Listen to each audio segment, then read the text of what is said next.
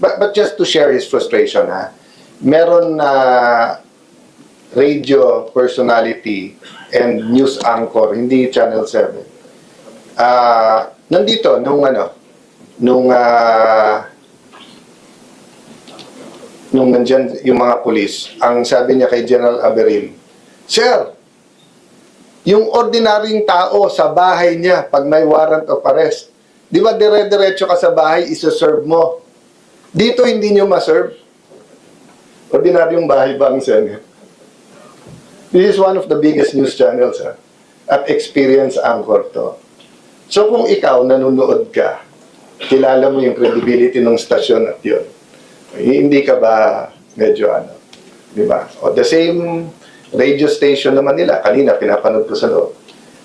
Expert, tama yung 12. Yun lang nakabaranda sa nila.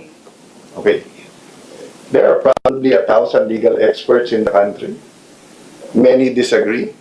Kung ikaw nanonood, expert 12. So, yung pong sinasabi na, if you look at all these newspapers, not all, I haven't read everything. It's legitimate news, kahit i-front page na Cayetano, Aplaza, and Robin kinakasuhan sa obstruction of justice. Pero so far, yung binabasa ko, walang nakalagay dyan na mismong si Secretary John Vic Remulla at yung PNP nung May 13 ay nagsabing, sila mismo nagsabi, walang warrant of arrest, wala silang arrestuhin. So, paano naging obstruction of justice na pinigilan mo yung mag-a-arrest kung wala naman nag-a-arrest? So, alam nyo rin, dahil ni-report ko sa inyong lahat, na sinabi ng NBI may warrant pero hindi kami binigyan ng kopya. So, kung may warrant kay Jessica So at walang, hindi ako binigyan ng kopya at pinauwi ko siya ngayong hapon, walang obstruction of justice yun. Di ba? Pero kung binigay nila sa akin ng warrant, at sinabi ko, sandali, naka-protective dito sa Senate, and then pinatakas ko, may obstruction of justice doon. So, hindi mo masisi sa amin na hinahabol din namin yung old style ng reporting na buo yung storya.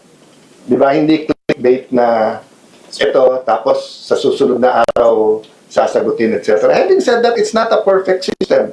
Many of you can't reach me.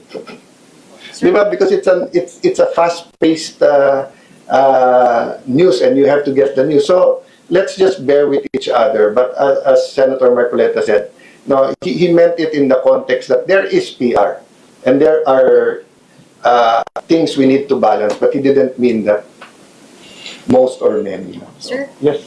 May I understand TV5? Hindi rin special. Okay, sir. Hanggang doon lang ako, hindi malalaman yun eh.